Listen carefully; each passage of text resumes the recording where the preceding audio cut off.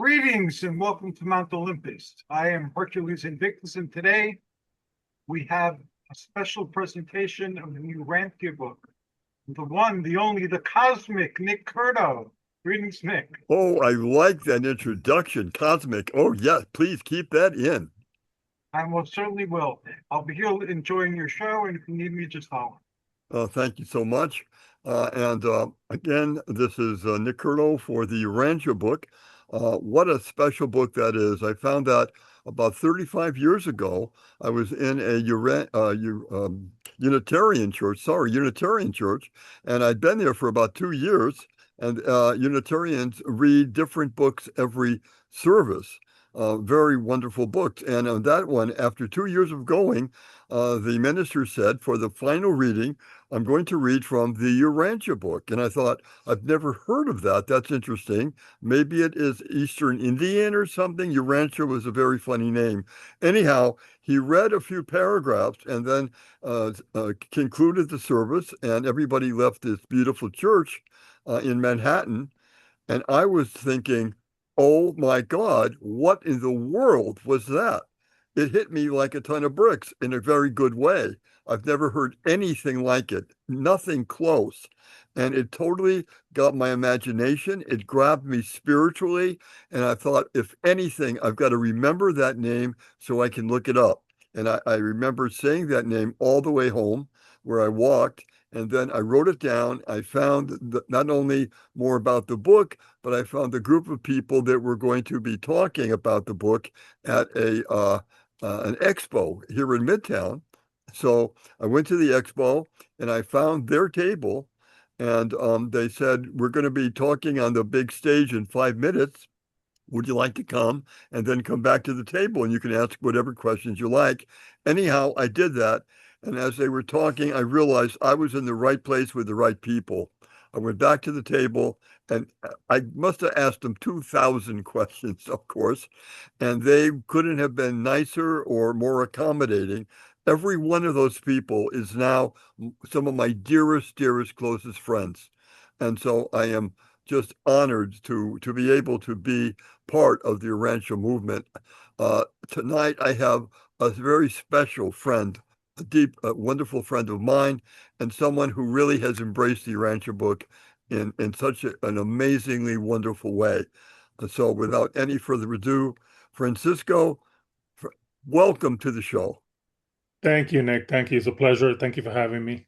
And I think that your hat and the button you're wearing is quite stylish. Thank you very much. Very, very nice looking. Thanks to you for designing it. Now, there's so much we can talk about, and you certainly are quite the student of the URANTIA book. Is there any particular area that you'd like to highlight tonight? Being that I come from a ufology background and interested in first contact my whole life, and reading the URANTIA book, the aspect of extraterrestrial life and putting that into perspective interests me a lot. It caught my attention, especially I come from a Catholic background when it comes to religion. And now I consider myself a Christian. And with the ideology that I grew up with, that everything was either an angel or a demon, the URANTIA book expands more in detail of what the differences are, and allowed me to put things into perspective and really illuminate it in more detail, and allowed me to reconcile the differences and center me more. Well said, my friend. And we parallel that because I grew up in also a Catholic background. One of my aunts on my Italian side was her whole life a nun in the Catholic Church. And at one time, I even thought of becoming a priest when I was around 18, 19. That did put on the table as one thing I could possibly do with my life. I chose to go into an artistic design art career, but I came very close to becoming a priest in the Catholic Church at one point. I totally agree with you that when I got anywhere near what the Urantia book was saying about our brothers and sisters on other realms and other planets, uh, I couldn't put the book down. I really couldn't. And the chapter about a civilization very much like ours on our planet Earth or Urantia on a different planet with very detailed accounting of what was going on there blew me away. I'm sure it did you. It absolutely grabbed me, and it had so many points that made total sense to me. So I totally get your interest on that particular area of the Urantia book, and anybody who's a ufologist must read those chapters for sure. Absolutely, absolutely.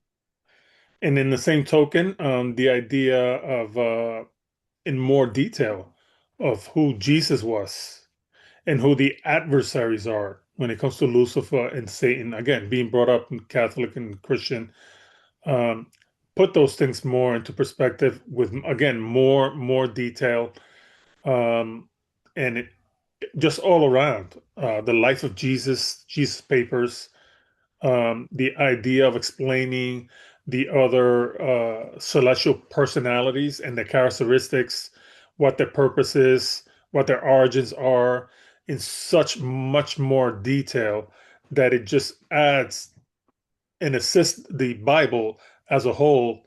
And it's just an additional source that I would recommend everybody to use aside from the Bible, that actually expands on everything else that the Bible is the foundation for.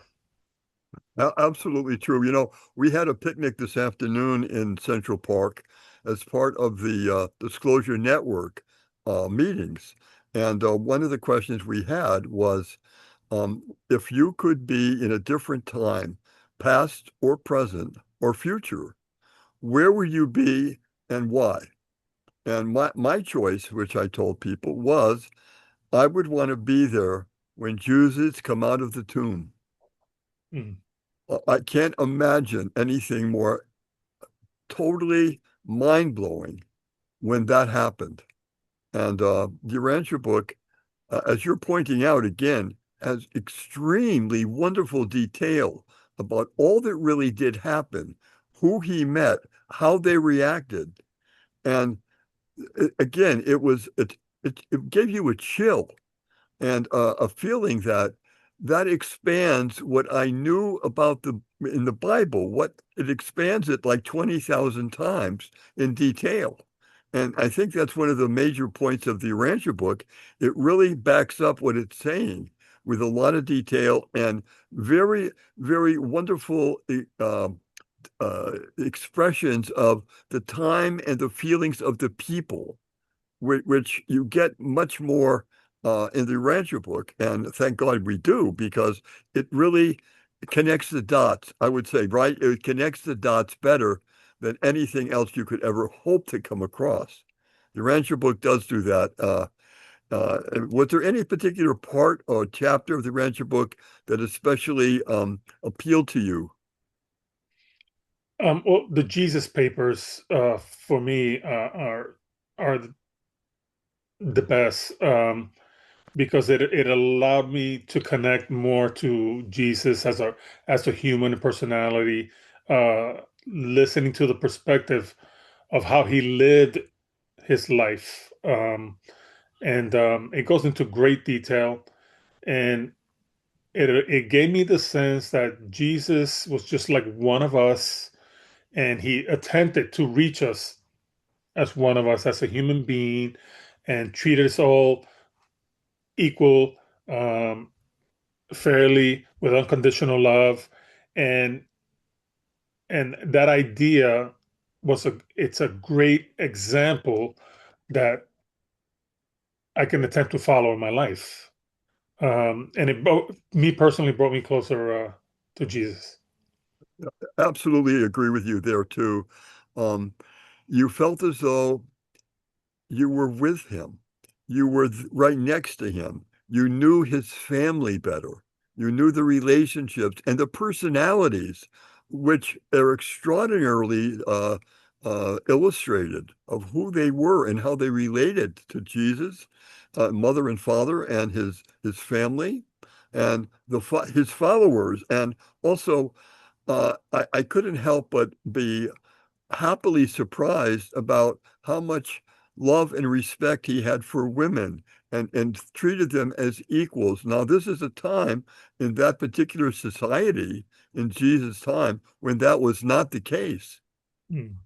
He was far, far ahead of modern thinking by doing that, and surprised many people by being equal. The men and the women were equal in his life, Mhm. and he treated them as such. I love that. I love that about the book, and it really, since I always felt that anyways, but this really underlined it beautifully. Um, Also, the fact of his forgiveness of people who have made mistakes.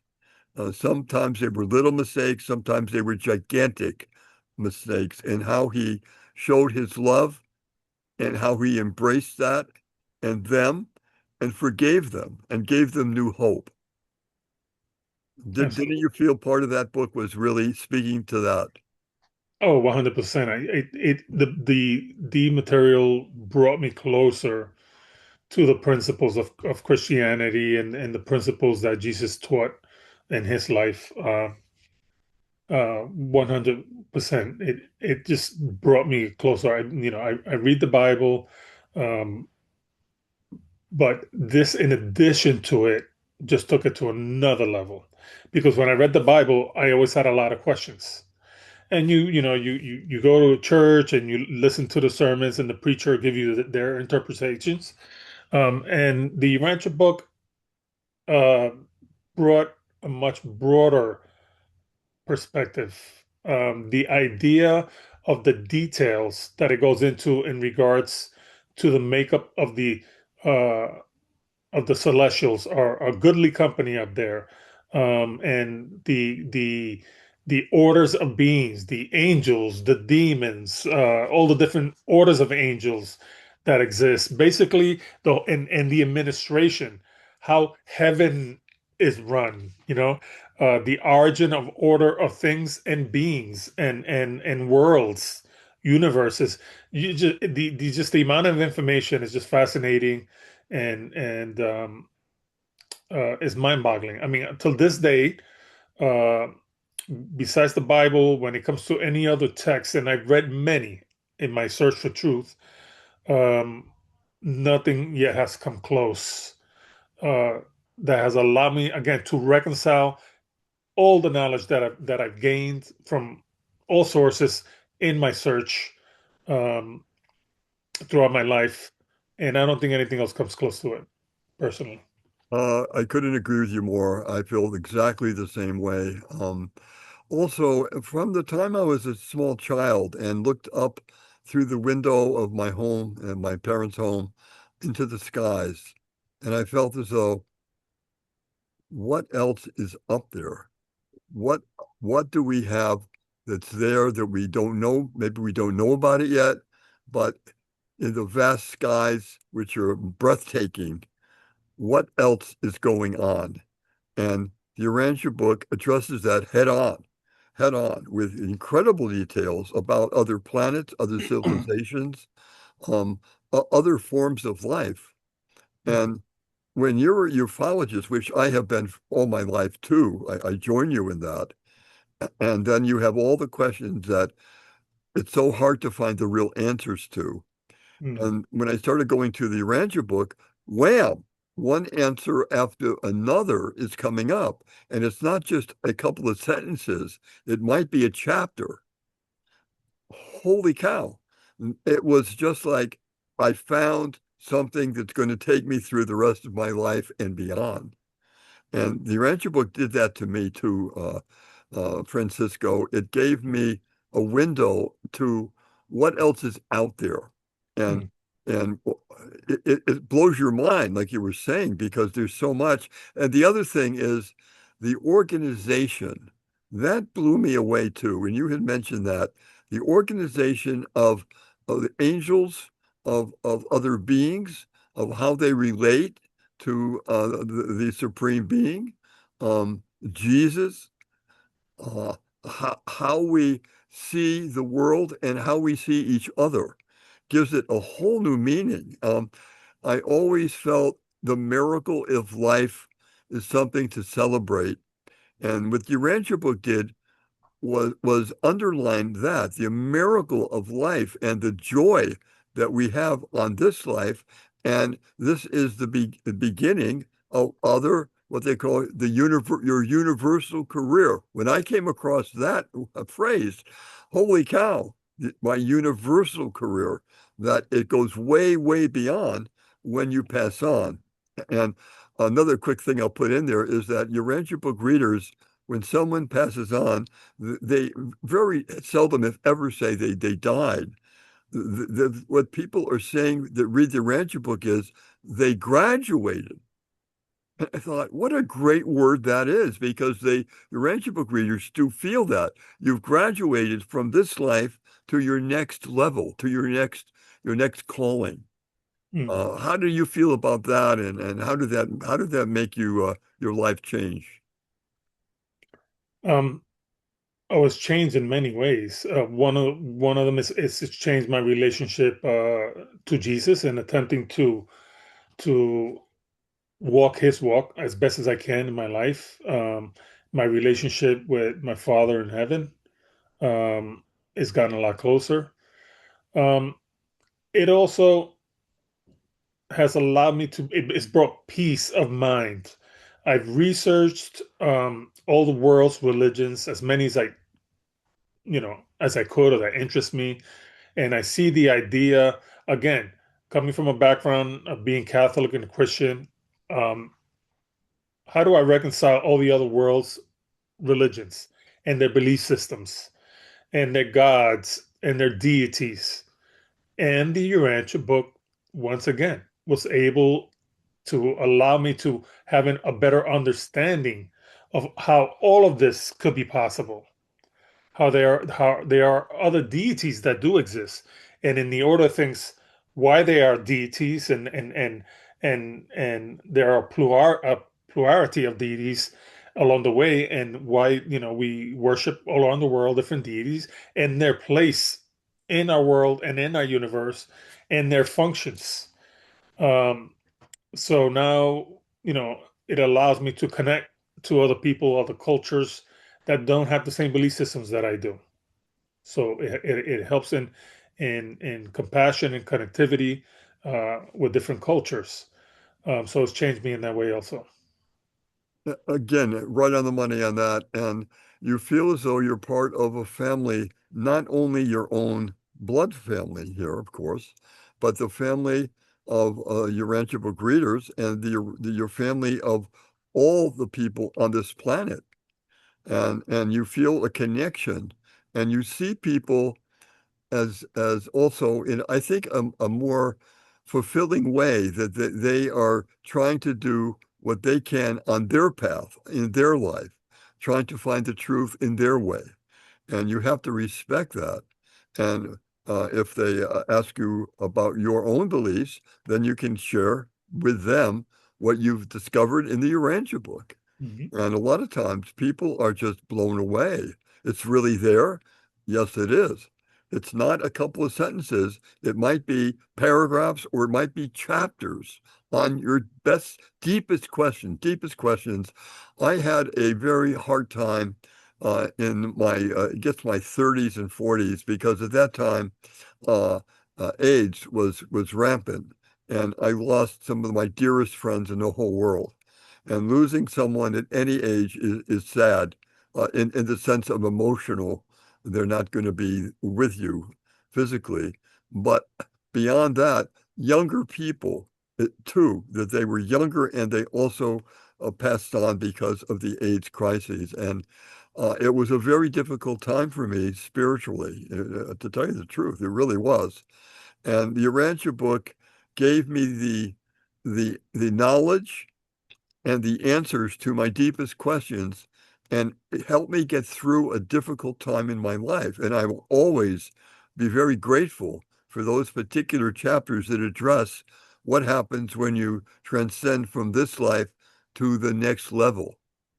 I think that's an important part of the book, and I think that when people come across that for the first time, they're going to read that several times because there's a lot of meaning in that.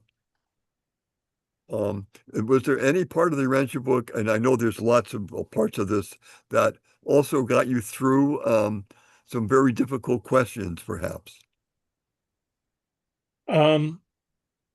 Again, like yourself, I'm interested in ufology. One of the reasons was because I had at an early age experiences of today what we uh, called the abduction phenomena, and today we're going through the era of disclosure in this past decade, and now it's heating up more than ever.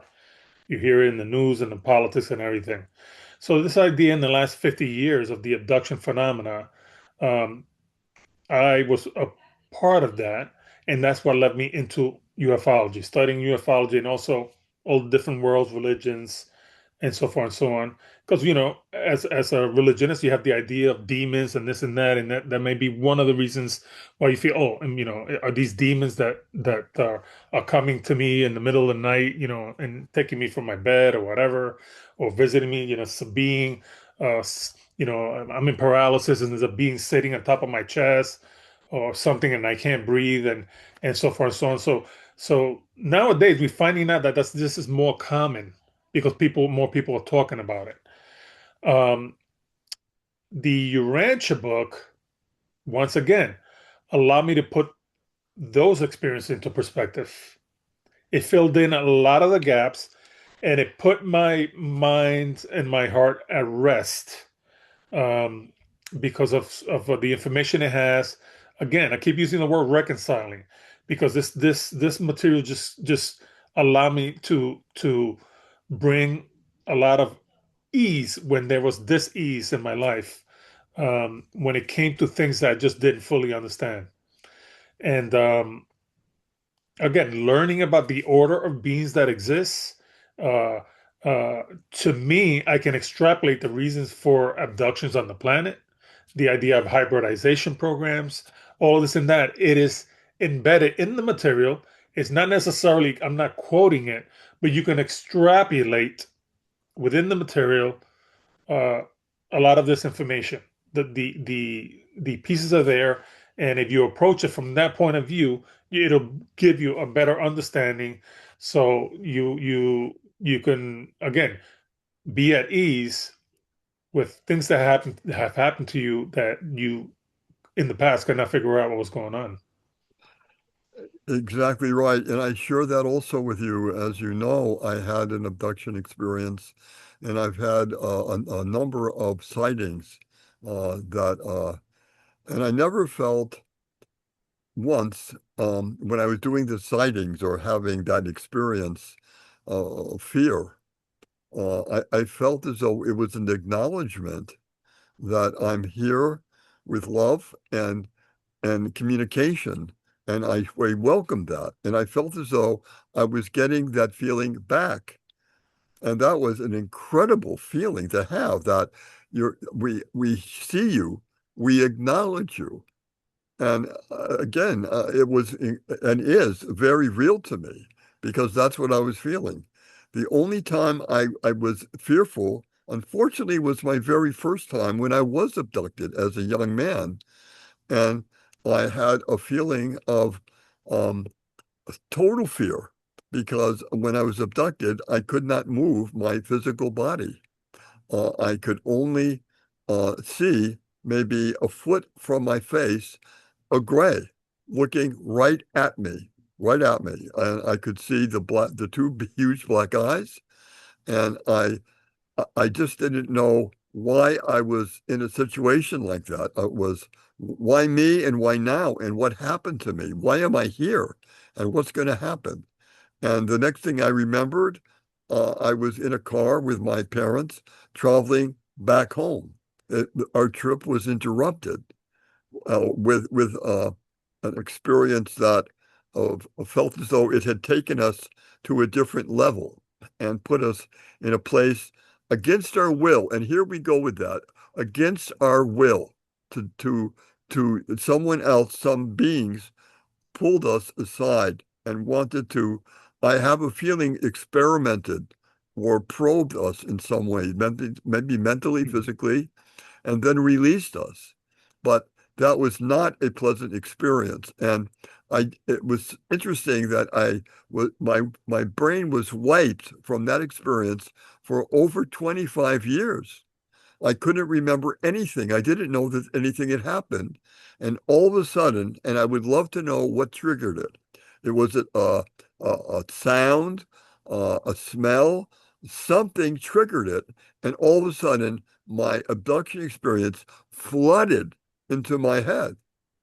And I went, oh my God, how could I not remember that? And a lot of the details came into me. And so how do I deal with that? How do I explain that in any way? The Urantia book helped me to do that.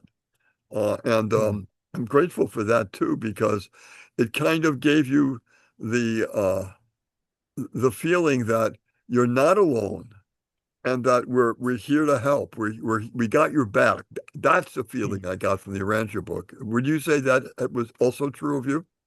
Yes, absolutely. Absolutely. Keep in mind that from your experience and mine, let's say we own pets and we love our pets, right? And we take the pets to the vet, and the animals, our loving animals, don't have the consciousness to understand the reason why we're bringing them there. And a lot of times they're afraid, right? And they have an experience with needles, whatever, and they're barking and biting, and because they don't understand what's going on. And then they go back home. In essence, that's almost like an abduction experience for them.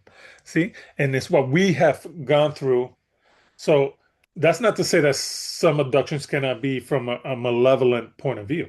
But understand when these abductions are happening that you're being brought back, and then you're safe, right? Yeah, So if you absolutely. take That's exactly what goes on. so And there's you're a then difference putting between us, you disappearing, your family doesn't know where you are anymore. See what I'm saying? The majority of abductions are happening, people are being brought back. That's for the majority. But that doesn't happen that people don't disappear. They could have been abductions and the people never found on the planet. These are disappearing people, right? But the majority that we know of, people are coming back that tell the stories. And then they wind up back in their car, they wind up back at work, on their bed, wherever it was. So yet they have a sense that something was going on. And this is what the hybridization program seems to be the theme that fits the best answer for this. The Urantia book goes into that when it comes to our heavenly host with the idea of the Adam and Eve story. That there was a hybridization program with excuse me, Adam and Eve on our planet in the past, and it was to upstep uh, the population at the time to allow them to bring in genetics that allow them to connect more to the goodly company and the heavenly hosts and our Father in heaven. In other words, you heard of the term the God gene in science, that they're looking for the God gene. yep, So in essence, they were introducing that God gene or activating it. That's one of the one of the ways to that I can put it. So again, if you can put things into perspective of hybridization programs going from all different civilizations, not just one, and they all have their different agendas, but in the end, there is a positive and benevolent overseers over all of these programs. And I call them the goodly company, for lack of a better word, that oversee all these things. And in the end, everything is going to work out. yep. I think your perspective on that is right on the money. And it it expands your knowledge of what's out there. And also the fact that when you do something, good or bad, you are being monitored in the sense you are being watched, and you will be called upon to explain the good or the bad that you're doing. That you are we all are, of all the different times, of all the different places on this planet and others. You are being monitored, and um, hopefully you're doing so many good things and emanating love and understanding that will add up when you go to the next level. It's an incredible when you really feel that this is all part of a bigger picture and that you are part of that picture, and you are a player in a huge arena of different beings, of different knowledges, of different times. And it's all part of the same huge uh, uh, internet, what shall I say, universal experience, and that we all are going through this in our own way, in our own way. And that's why each one of us is so unique and different. And I think when you really understand that, you have much more respect for each and every person that you come across in your life. Don't you feel that Well too, said. you've come, not that you didn't have it before, but it's like a thousandfold more intense? Yes, absolutely. It really does feel like that. And I think that's all to the good. And another part, of course, is when you're talking about the Jesus paper, which is the fourth major part of the Urantia book. And I agree with you. It's my favorite too, because Jesus is my hero, always was, always will be. And you have to parallel who you are and what you're doing with him and see if he can teach you a better way of thinking, a better way of acting, and that is forever. That goes on. What an amazing dynamic that is to have that kind of teacher that's right there. And again, the story of Jesus blew me away when I was a kid and learned that for the first time. I Mhm. was blown away with the whole story. It was so unique, so dynamic, and it went into such areas that, oh my God. And of course, the Urantia book then expands on that 100-fold. So you're getting a even much more deeper, enriched version of what the life and times of Jesus were.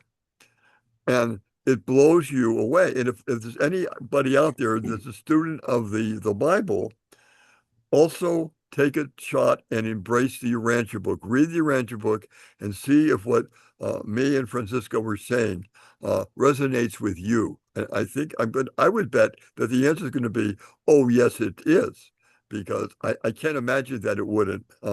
It colors the times of Jesus, of his relatives, his friends, his followers, the women in his life, and and here it comes, the challenges that he had. Oh my God. I mean, it was beyond any reasonable life on this planet, what he had to go through and how and the way he did it with courage and conviction. Again, you can't find anything anywhere with that power that story has. I Um, mean, the Jesus papers are definitely the greatest story ever told. Boy, you got that right. You got that right. It Yeah, certainly is that. And yeah. uh, I've read the book several times, and I should say here that I've read it with study groups, a couple of incredible study groups, which means that people who are Urantia book readers can get together, perhaps in person, which luckily we had a chapter here in Manhattan. So I was with that group for many, many years, and it totally expanded me so much. I'm so grateful to Robin and Helene Jorgensen, who ran that group, two of the most wonderful people I've ever met. And they opened up their Soho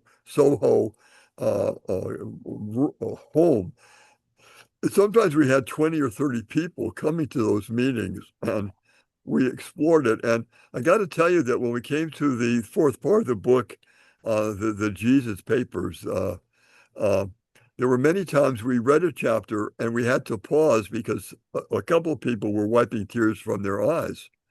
It affected them in such an emotional way. And we had to give a few minutes of time to kind of collect our thoughts and then proceed with the next couple of chapters of what they were describing, because it was as dramatic, sometimes as funny as you could possibly get. And it really was, still is one of the highlights of my life to read the fourth part of the Urantia book on so many different levels. What a joy and what a wonderful thing to have. You'll think you'll agree with the book in our lives, because if we had been born a little earlier, in maybe the turn of the century or before, we wouldn't have known the Urantia book. It wouldn't have been in our planet. It's written for our times. It's written for the information era, or as they say, the internet era. Um, it's for our times. And if it was written maybe earlier, it would be way too far, ahead of itself. Once again, being that we're in the disclosure era, right? It's the right timing. The book is perfect timing for this transition that we're going through, discovering that we're not alone uh, in the universe, and it will help religionists reconcile. It'll be a bridge and make things smoother. You had asked me to do a speech today on stabilizing coherence in the psyche of humanity during disclosure. The Urantia book does exactly that. It is a tool. Keep in mind that the Bible was written thousands of years ago and hundreds of years ago, and the language that was spoken, it's an older language. The culture was different. The majority of the people were illiterate, so things were different. The Urantia book is written for today, for the language of today. So religion grows and it evolves. So so also the explanations have to grow and evolve with those cultures. Um, I think your point about the timing is a very important point here, because I felt that very strongly, that the timing, our lifetimes right now, here we are in 2026, the timing of the disclosure movement, which I'm a part of, and so are you, the idea that we need the truth now, all of the truth, not just a little bit of the truth. And we need that from the government, and governments, by the way, with an S, that they have never disclosed. They've kept it a secret, highly protected. And that really can't stand anymore. We really have to know the truth, all of it, and we need to know it now. And some wonderful people in Washington have been demanding that the secret files are being opened, and some of them are. Uh, and we need many more of those files and all that information to come out, but we've got to start here. We got to start, and it's not going to go away. It's only going to continue. And people, I think, and the general public are much more now accepting the fact that of course we're not alone. We couldn't be, with all the millions of planets, that can contain life, because they have all the ingredients like our planet does to foster life. How could we not be the only planet? And they're making the decision that let's open up our minds to what might really be out there for us to find, or for them to find us. Now, have they found us before? a lot of people, including myself, says, you bet they have. They've been here. They've been here and they've helped other civilizations. They've been here and they've left their mark on many. And you can take a look at some of the ancient architecture and some of the ancient writers and also some of the graphics that were left behind. And there's no doubt that they've been visited and they've learned a great deal by teachers not from this earth, from other places.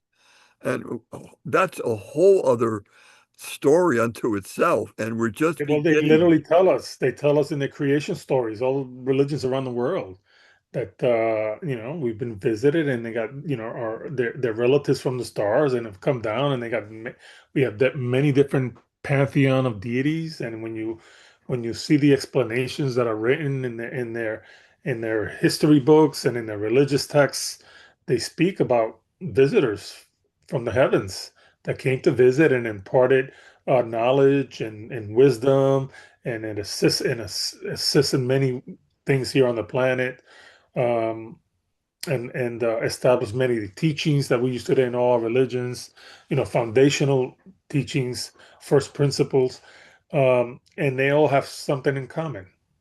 And keep in mind that we live in a universe full of life and different civilizations, that they too have the same goodly company overseeing them as they evolve and they grow, and they'll have their own religions and their own belief systems, or not. But in any case, um, it will be interesting to know once we are visited, and we are interacting with our intergalactic families. We meet the neighbors, as I say. The Urantia book, I believe, is going to come into the fold in the next decade or two. It's just going to have a big, big, as I say, like in the Bible, a revival, where it's going to proliferate all over the world, because once official disclosure, because in my opinion, disclosure's already happened. Then we look for the official one, where they come in the White House, make a speech, get a podium, and bring somebody from another world over to say we're here. That one. But disclosure's been happening all around the world for thousands of years. Other tribes and civilizations already said they were visited. So it's a different type of disclosure. It's mainly for the Western Hemisphere that this is for, the developed world, right? Um, Indigenous cultures all already are at ease with the situation. They see UFOs all the time. It's not a big deal for them, it's the Western world that's having a challenge. Yeah, absolutely true. And another part of this too, this story that goes on, uh, as we're really getting to the truth, the American Indians in the West, Mhm. uh, for many years, and right to this day, we're talking about the star people that visited them from the Absolutely. stars, that they Yeah. came and they visited the American Indians. Mhm. And they kept that history by word of mouth from generation to generation. And they believe, and they've said, uh, they promised that they would return. How Mhm. interesting is that? Coming from the American Indians. Mhm. Wow, that blew me away. I mean, that was one of the oh my God chapters when I was researching and found that particular thing. Also, as you know, Egypt, Egypt, and the incredible discoveries that are going on, I would say daily right now, that they've got all kinds of new instrumentation, and they're Mhm. getting to uh, take a much closer look, much deeper look at what the pyramids, not only in the pyramids themselves, the structure, but underneath the pyramids, what's underneath. And what they're discovering is mind-blowing. And, Mhm. we always thought, at least when I was growing up, we were told that it was a tomb for the highest ranking Egyptian families to be placed there when they passed on. And that's not true at all. Uh, uh, it looks right now, according to the latest research, that the pyramids generate electricity. Hello? Electricity, and that the stones and even the mortar that was made for putting in the pyramids and the way they were designed was designed to generate electricity. So that just changes, hello, that just Mhm. changes so much of what we thought we knew that now we're thinking have to rethink this a lot. That's a new stage of research that's going on right now in Egypt. Mm. Wow. So Yeah. again, we have to be open enough to say, okay, let's keep an open mind to what else is out there. And as research comes down the line, we have to accept, if it's true, we have to accept it. Mhm. And I think that as far as the disclosure movement goes, it's only going to get more. It's going to get again as time goes on. I think we're going to see huge amounts of information coming down the line, and we're going to find out the contact has been made recently. It already has been made. It's not something that's coming. We've had it happen, and who was the people behind it? Who was contacted, and what was said and promised? That all again is being slowly revealed to us now, and that really, I'll tell you, that is so exciting. As I'm sure that you feel that every day more is coming out, and it's an exciting time to be alive. Well, we hear the in the news lately where supposedly, um, I don't know if it's true. I can't, I don't have any proof of it, but what's being said that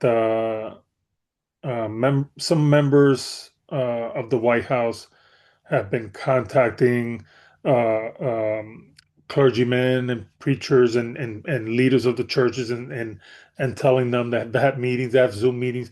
Hey, you need to get everybody ready for disclosure Mhm. because you're going to have to reconcile when this information comes out. Some of you are going to lose members. That's going to cause, some turmoil here and there. You got to get them. You just don't want it to sideswipe them. You know what I'm saying? Come out of nowhere. You got to start talking about the subject matter so that it's easier to integrate. And you got to come to terms with the situation and figure out what is it that you're going to tell them. What are you going to say? Is anybody that comes here going to be a demon? It's hello. You know what I'm saying? Is anybody that when a ship comes down and a human comes out of it, maybe somebody from the Pleiades, and they look just like you and I, and you can tell the difference between them. If it's a gray, okay, you can tell the difference. It's not human per se, but okay, is that going to be a demon? You got to start having these discussions. Um, the physiology of the beings, the different types of beings, the different types of civilizations that exist. The Urantia book goes into the different types of the air breathers, the non-air breathers, the one brain, two brain, three brain. It goes into a lot of details. It tells you all the different types of beings in existence, the order of beings, and where they fall in place in the hierarchy of things. There's a reason why deities exist and plural. Um, you were talking about the pyramids and this and that. I mean, and the Indians made like the Hopis, and they worship the Pleiades, and in Egypt they worship the Orion, and in parts of Africa, Dogo tribe, they worship the star system Sirius.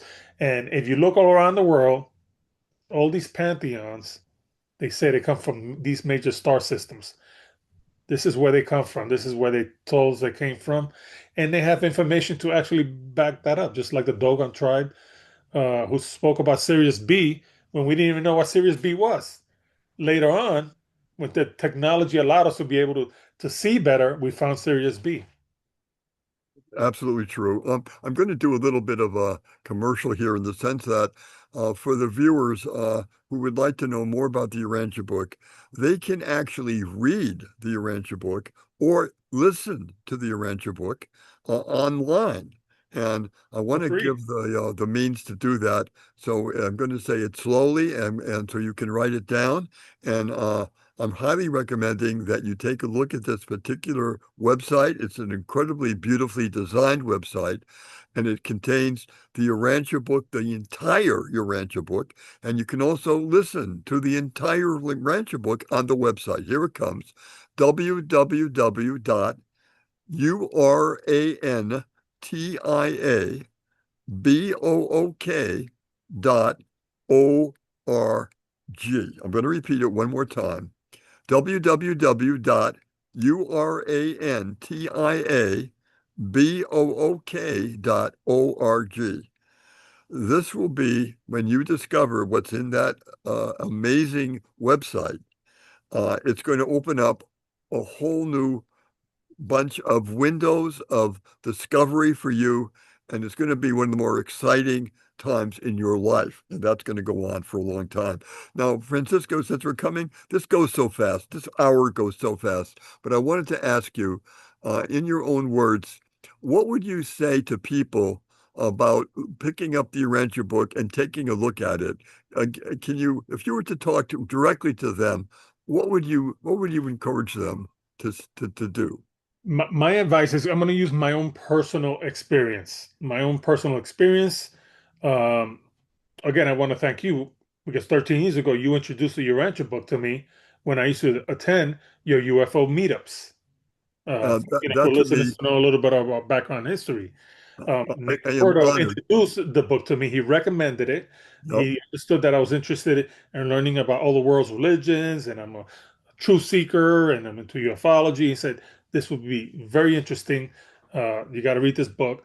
And when he handed me the book, it was a big volume. It was a little bit overwhelming when I looked at it.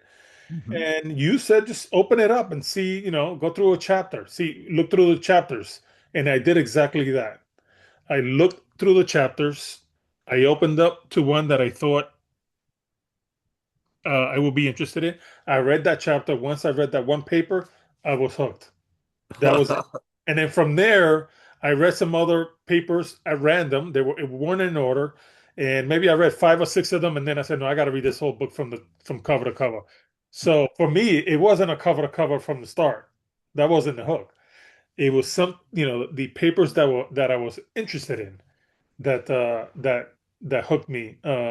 So yeah, for somebody, it could be cover to cover, and it just open it up, look for the different chapters or papers as they're called in your answer book, and see what area interests you, and then just read that one paper and see if it's like an appetizer, if it's something that appeals to you, and if so, then you can consume the whole meal, as they say. Well said, and it was my honor, truly my honor, to bring that Rancher book to you. And you're one of my dearest, cherished friends. You certainly Thank you. are. Same here. Um, so thank you so much for this interview. I certainly want to have you back in the program with other areas of the Rancher book in the near future. And I just want to thank you so much. Well, it was a pleasure. Thank you, Nick. Thank you, Hercules. Thank you for having me. Absolutely. Much So love. this is Nick Curto for the Urantia book, wishing you all an amazing journey as you open up this incredible book and discover what is really out there, what the truth is, and all the various chapters that will enlighten you beyond your wildest dreams. So this is Nick Curto, wishing you all the love in the entire world and beyond. Good night. Much love. Good night. Both, this was an excellent um, program and very thought-provoking. And Francisco, I'm going to invite you back to be on another show where we're going to look at the deities that you spoke of today a little earlier. Sure. The umbrella under which this program is broadcast is Hercules and the Space Gods. So one of Mhm. my presentations is the spiritual movements that have arisen since the age of the flying saucer and a little bit before their theme. What are we being told? How are we being directed? So I'm going to focus on that. And you did better than anyone else I can remember in articulating the other deities. So expect an invitation. Oh, thank you. Appreciate it. Nick, you're always cosmic, always awesome. Thank you for inviting great guests, and thank you for putting together great shows. Thank you so much. Much Thank love to you always. Thank you. Good night, everybody. All Good right, good night. night. Good night.